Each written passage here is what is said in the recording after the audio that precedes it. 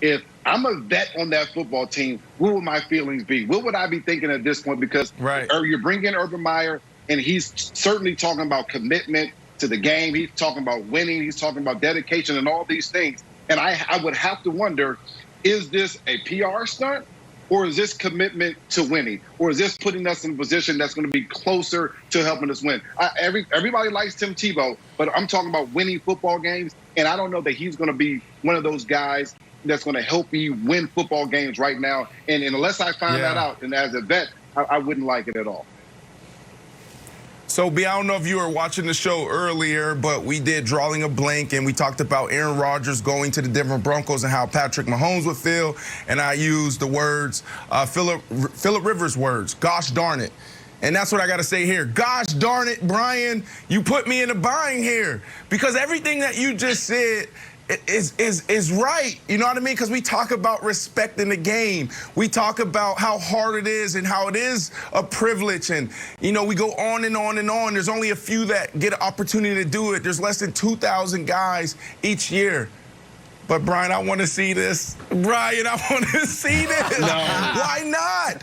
Why not? Why not? B, everybody today that's going to be talking about Tim Tebow, I guarantee you come week 1, they will be watching. Yes, they're going to be watching for Trevor Lawrence, but they want to see Tim Tebow go out there on a 3-by-1, line up against the linebacker, line up against the safety and see what he has. Like, why not? Why wouldn't you want to see this, Nick?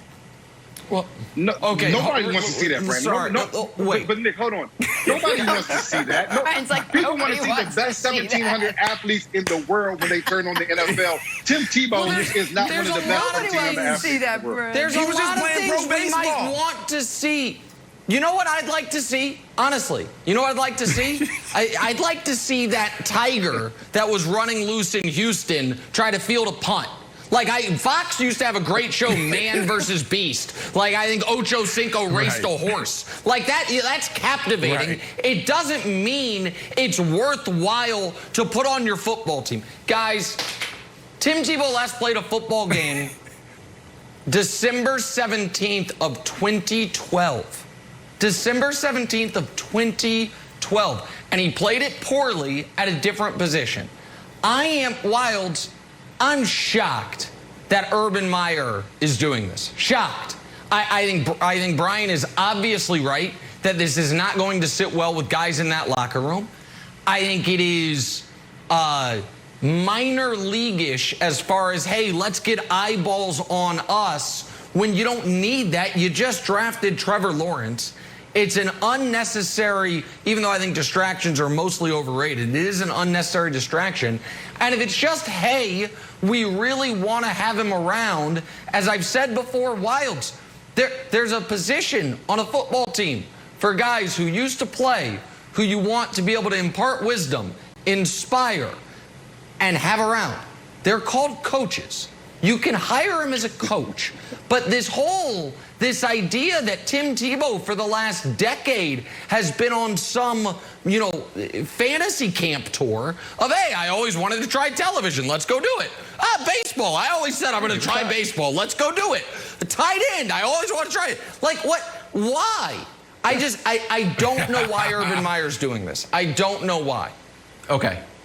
All right. So I think that's where we're going to end up. I think we're going to end up as Tim Tebow as Jacksonville coach.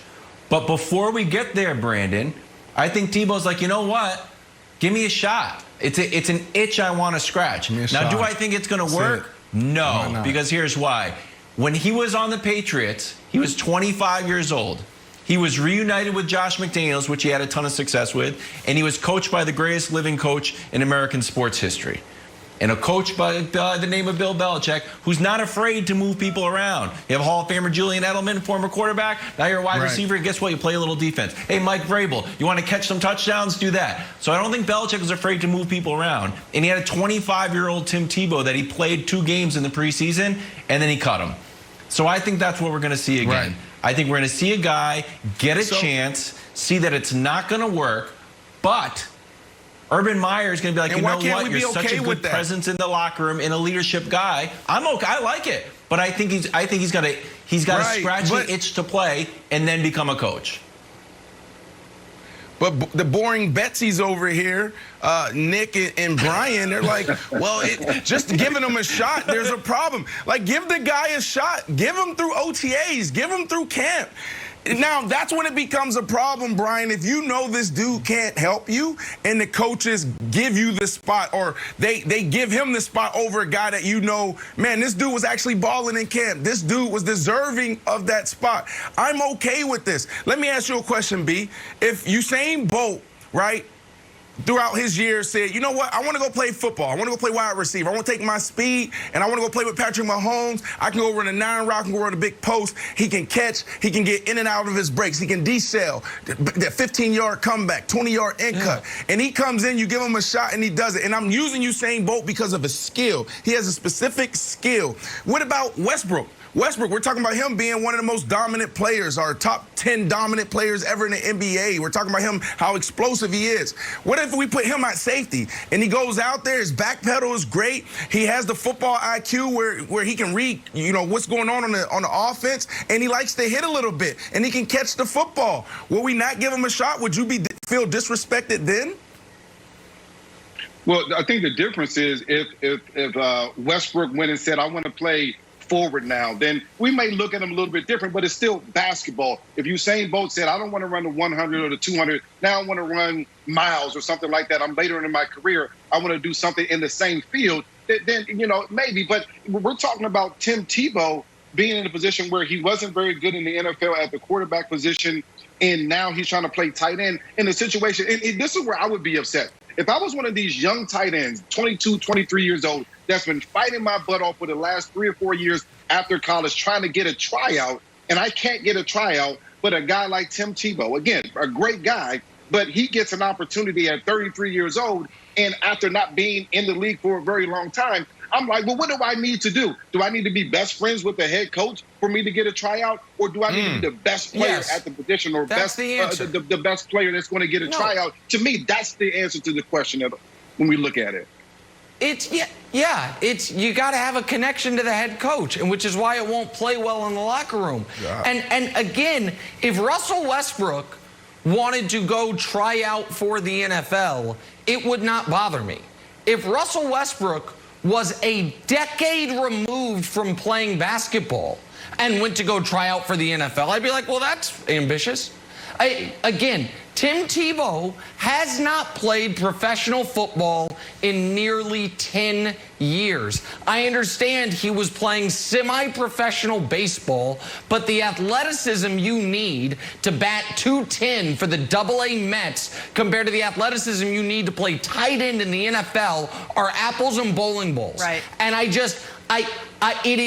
there is the part of you that, to Brian's point, feels like it's unfair because it is a zero-sum game of opportunity, that it's unfair for a guy who's not going to get the opportunity, but life's unfair. Then there's the logical part of you that just says, why the hell would Urban Meyer do this? I don't think I'll take the under on 0.5 snaps in the regular season. Under. I don't think he will make the roster. I think it's just a waste of time.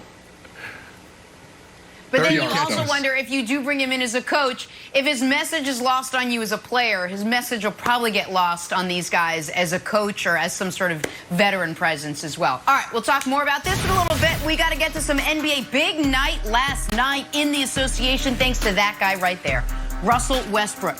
Record-breaking night for him. What does it mean for his legacy? We're back after this. First things first.